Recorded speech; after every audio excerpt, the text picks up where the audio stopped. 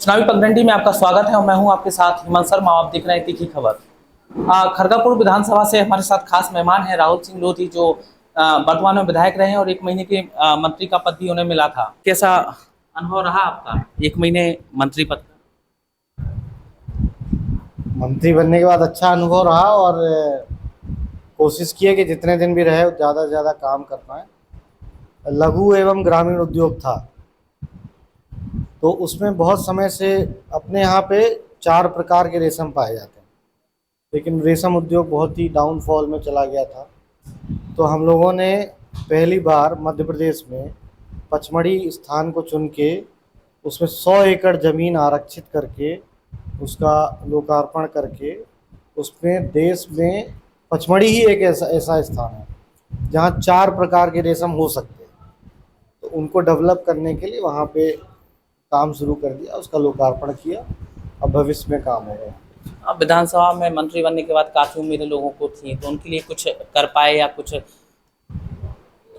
विधानसभा में जो हमने चुनाव के पहले बोला था, जितने वादे किए थे, बड़े बड़े काम जितने बोले थे, वो सारे काम हमने चुनाव मंत्री बनने के पहले ही पूरे कर लिए थे। जैसे मान लो बलदेवगढ़ बाईपास हो गया, महामाना एक्सप्रेस का रुकना हो गया, अपने खरगापुर में अस्पताल हो गया, अपने पलेरा में ITI कॉलेज हो गया, खरगापुर और पलेरा में CM राइस स्कूल हो गए, अपने खरगापुर में नए कॉलेज की बिल्डिंग हो गई, अपने खरगापुर में बस स्टैंड हो गया, अपने खरगापुर में रेलवे स्टेशन की CC रोड हो गई।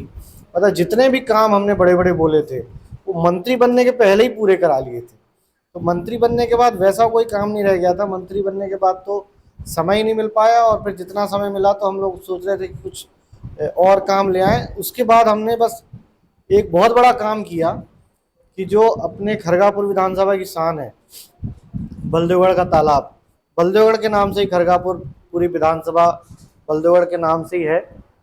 तो बलदेवगढ़ का जो तालाब है उसकी मछलियाँ बहुत दूर दूर तक मतलब महाराष्ट्र, अपने मद्रास, साउथ में बहुत दूर दूर तक जाते हैं और बहुत फेमस है वो। लेकिन यहाँ पे अपने ज़िले में उस तालाब की देख रेख नहीं हो पाई ठीक से, तो उसके लिए हम लोगों ने एक प्रस्ताव बनाया था मंत्री बनने के बाद। और उस तालाब के लिए डेवलपमेंट के लिए हम लोग 7.5 करोड़ रुपए लेके आ गए। अब पूरे तालाब में ट्रैक बनना है अब, और उसमें एक बहुत अच्छा बीच में एक टापू सा है तालाब के, उसमें बढ़िया होटल बनाएंगे, उसको पिकनिक स्पॉट के रूप में डेवलप करेंगे, बोटिंग होने लगेगी उसमें। मतलब जिसके नाम से बलदेवगढ़ फेमस है तालाब के, ग्वाल सागर तालाब के नाम पे, उसको उसका उसका सौंदर्यकरण का काम करेंगे। और लंबे समय से आप तालाब की बात करते आ रहे हैं, जितने भी इंटरव्यू किए शायद तालाब की मुद्दे की हर उस इंटरव्यू में बात हुई है। तो ऐसा क्या कारण रहा कि जो आपकी योजना थी वो पूर्ण रूप से इसी कार्यकाल में पूरी नहीं हो पाई? नहीं, पूरी हो गई। जो फंड आना था वो फंड आ चुका, उसका टेंडर लग गया है। 2.5 करोड़ के टेंडर लगे हैं, 2 टेंडर, उसकी आप जानकारी भी कर सकते हो। और दूसरा, मैं जब विधायक बना तो उस समय कांग्रेस की सरकार थी 1.5 साल। उसके बाद 2 साल कोरोना महामारी हो गई, तो 3.5 साल चले गए। 3.5 साल जाने के बाद जितना हमको समय मिला, तो बड़े बड़े काम जितने बोले थे मैंने, वो सारे बड़े बड़े काम करने में ही इतनी मतलब हम लोगों ने प्रयास किया, तो बड़े बड़े सारे काम कर दिए। तालाब का भी जो काम था वो भी हमने कर दिया आखिरी में। बाईपास का भी काम आखिरी में ही हुआ, उसका भी टेंडर लग गया और काम चालू हो गया। उसका काम दिखने लग जाएगा आप लोग को कुछ दिन में। इस बार राहुल जी किस मुद्दे पर जनता के बीच जा रहे हैं? मुद्दा जो पिछली हमने इतने समय में काम किया, लोगों के बीच रहे, लोगों के दुख सुख में शामिल हुए, अपने खरगापुर विधानसभा का विकास किया, यही सब मुद्दे लेके जाएंगे। और जो लोगों के साथ इतने दिन रहे और लोगों को आगे बढ़ाने का काम किया, अपनी खरगापुर विधानसभा को आगे बढ़ाने का काम किया, जो भारतीय जनता पार्टी की हितग्राही मूलक योजनाएं थी, जैसे लाडली बहना, प्रधानमंत्री आवास, और अपने BPL हमने बहुत 10-12 हज़ार तो BPL ही बनाए। तो ये सब हितग्राही मूलक योजनाएं और विकास के काम लेके जाएंगे। कांग्रेस के लिए कुछ और मुद्दा है, शायद आप जानते हो। क्या? कांग्रेस का कहना है कि विधानसभा में भ्रष्टाचार के मुद्दे को लेकर वो जनता के बीच में जाएंगे। जैसे हालात रहे हैं, बोलते हैं कि दलाली प्रथा बहुत हावी रही। ऐसी स्थिति में वो इन मुद्दों पर चुनाव लड़ने की तैयारी में है। क्या लगता है आपको? कांग्रेस क्या हवा हवाई बातें करती है। कांग्रेस को क्या कोई मुद्दा नहीं होता। कांग्रेस बोलती है कि भ्रष्टाचार फैल रहा, कांग्रेस बोलती है कि बेरोजगारी फैल रही, तो कोई आधार नहीं है उनके पास। बेरोजगारी का तो ऐसा है कि अब 1.5 लाख नौकरियां भारतीय जनता पार्टी ने निकाली, बहुत सारे नए लड़के पटवारी बन गए, बहुत सारे शिक्षक बन गए, बहुत इंजीनियर, बहुत 1.5 लाख नौकरियां निकली लोगों की। तो वो तो धीरे धीरे करके दूर हो जाएगी, लेकिन फिर भी 1.5 लाख नौकरियां एक साल में लगाना बहुत बड़ी बात है। दूसरा भ्रष्टाचार, तो भ्रष्टाचार में जब से मैं विधायक बना हूं, मेरे अलावा वो किसी आदमी का नाम नहीं बता सकते कि कोई हमारे यहाँ दलाल लोधी समाज का, वो बोलते थे कि लोधी समाज की बहुत लोग आतंक मचाएंगे, तो कोई एक ऐसा नाम ही नहीं बता सकते कांग्रेस वाले कि ये बहुत चला रहा था, या ये थाने चला रहा था, या तहसील में काम हो रहे थे, या ये दलाली कर रहा था। कोई नाम नहीं ऐसा कि मेरे मेरे साथ में जितने लोग रहते हैं उनमें ऐसा कोई नहीं है, ना कोई मंडल अध्यक्ष, ना कोई जो जिसके बारे में कांग्रेस ऐसा ब्लेम लगा ले कि वो दलाली कर रहे हैं। एक आरोप और है कि आपके कार्यकाल में फर्जी केस बहुत ज्यादा हुए हैं। केस ही नहीं हुआ हमारे कार्यकाल में। पुराने कांग्रेस के 1.5 साल को देख लेना और हमारे 3.5 साल को देख लेना, और फिर केसों की तुलना कर लेना आप कि किसके में ज्यादा केस हुए, किसके में कम केस हुए। बीएसपी से एक नया नाम आया है, हृदय कुशवाहा। उनका मुद्दा है कि वो खरगापुर से दलाली जो प्रथा है वो बंद करेंगे, क्या कहेंगे? तो कुशवाहा जी पहले अपनी दलाली तो बंद कर दें। उन्होंने वो वो और उनके पिताजी हमेशा से सामंतशाहियों के विरोधी रहे, और जिला पंचायत चुनाव जीतने के बाद वो वहीं चले गए सामंतशाहियों के पास। यादवेंद्र सिंह को अपना पैसे लेके वोट दे दिया उन्होंने। तो उनसे बड़ा दलाल तो पूरे अपने क्षेत्र में और कोई नहीं होगा। उन्होंने पूरे कुशवाहा समाज को धोखा दिया, उनको जिन्होंने वोट दिया उन सबको धोखा दिया उन्होंने, क्योंकि सारा वोट उनको सामंतशाही के खिलाफ मिला था, और वहीं जाके उन्हीं के पास बैठ के पैसे में बिक गए वो।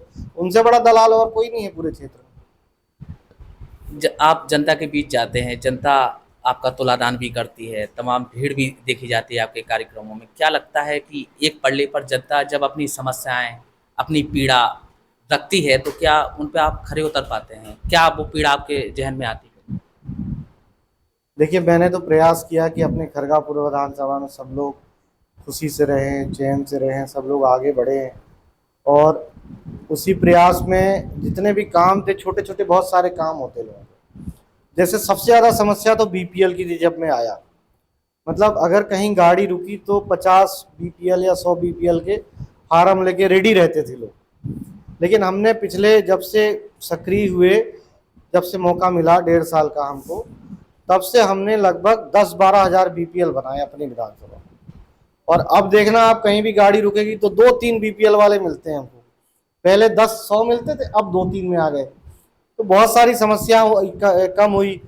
वृद्धा पेंशन वाले बहुत मिलते थे कि आ जाते थे बुजुर्ग की वृद्धा पेंशन नहीं चालू हुई हमारी, तो उनका मुद्दा था कि पहले बीपीएल बने फिर वृद्धा पेंशन चालू हो। तो अब वृद्धा पेंशन भी बहुत सारे लोगों की बीपीएल बनने के बाद चालू हो गई। और छोटी छोटी जितनी समस्याएं थी थाने तहसील की, वो सारी समस्याएं मैंने प्रयास किया कि तुरंत निपटे, और ज़्यादातर समस्याएं हम लोगों ने हल करने का काम किया लोगों का। राहुल जी की आत्मा क्या कहती है कि अभी भी कोई कमी रह गई है जो पूरी करेंगे अब इस बार?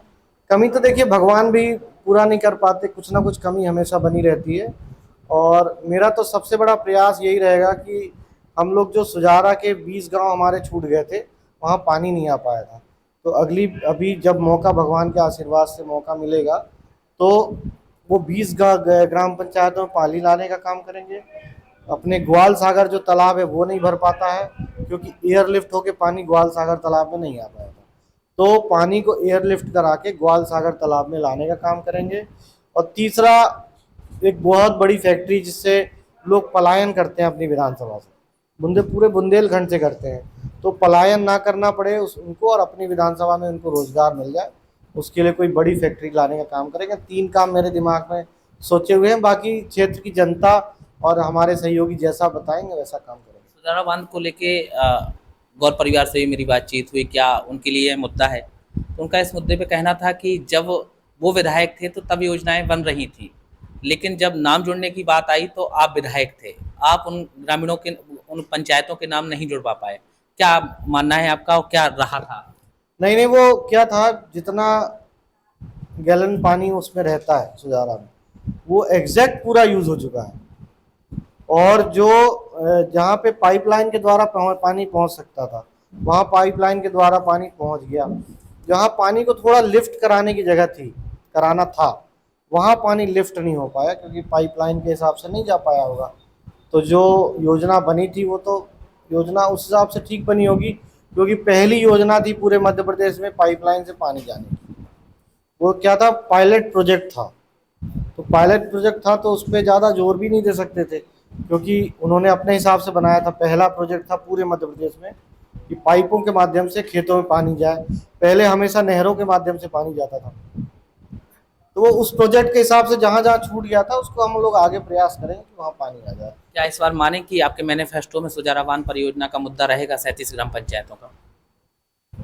हाँ एकदम रहेगा, मतलब प्रयास करेंगे कि वो तो जहाँ हम कमी रहेगी पूरी विधानसभा में, जो भी काम कम रहेंगे या हमको ये लगेगा कि जो काम हम लोग नहीं करा पाए, वो प्रयास रहेगा कि अगली पंचवर्षीय उसके पहले करा दें। कांग्रेस का एक और आरोप है कि जो आदिवासियों की जमीन है, भाजपा के नेता हैं जो उसे हथियाने का काम कर रहे हैं या फिर कथित गुंडों का भी नाम लेते हैं वो। तो क्या मानना है, आदिवासियों की कितनी जमीनें क्या है? माशा मेरी नॉलेज में नहीं थी, अगर उनकी नॉलेज में है तो वो लिखित में प्रमाण दे दे कि किसने हथिया लिया, किसने कब्जा कर लिया। तो वो तो प्रमाण किसी चीज का नहीं देंगे कांग्रेस वाले। वो खाली मुंह जवानी युद्ध करते हैं। जैसे पिछली बार उन्होंने लोगों को बोला कि तुम लोग का कर्जा माफ हो जाएगा, मुंह जबानी बोला तो आदमी भ्रमित हो गया, और भ्रमित हो गया तो फिर वो चले गए उनके पास। लेकिन जब उनको असलियत खुली और अभी पता चला बाद में कि कर्जा तो माफ हुआ ही नहीं, कर्जा तो चढ़ गया, और जिनका कर्जा माफ नहीं हुआ उन पर ब्याज लग गया, और ब्याज लगने के बाद और ज़्यादा पैसे उनको देने पड़े। तो उसके बाद भारतीय जनता पार्टी की सरकार ने सारा ब्याज किसानों के खातों में बढ़ गया था, वो सारा ब्याज माफ करने का काम किया। और ये खाली कांग्रेस सरकार का काम है भ्रम फैलाना। कांग्रेस सरकार ने लाडली बहना योजना के समय बहुत भ्रम फैलाया। बीजेपी वाले तो घोषणा कर रहे और पैसे किसी के खाते में जाएंगे नहीं। लेकिन जब बहुत सारी महिलाएं चूक गई इस चक्कर में, रजिस्ट्रेशन नहीं करा पाई, और जब पैसे खाते में जाने लगे महिलाओं के और 1-2 महीने के आ गए, तो जो महिलाएं चूक गई थी अब वो महिलाएं आती हैं कि हमारा रजिस्ट्रेशन नहीं हुआ, और हमारा रजिस्ट्रेशन होना, वो पोर्टल बंद हो गया उसके बाद।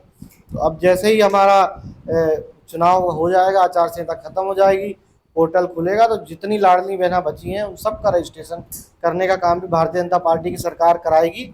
और मेरा तो सबसे यही निवेदन है कि कांग्रेस जो भ्रम जाल फैलाती है, लोगों को जो बहका रही है, बहकावे में ना आए, और भारतीय जनता पार्टी के कमल के निशान पे बटन दबा के भारतीय जनता पार्टी के प्रत्याशी को एक तरफा जिताएं।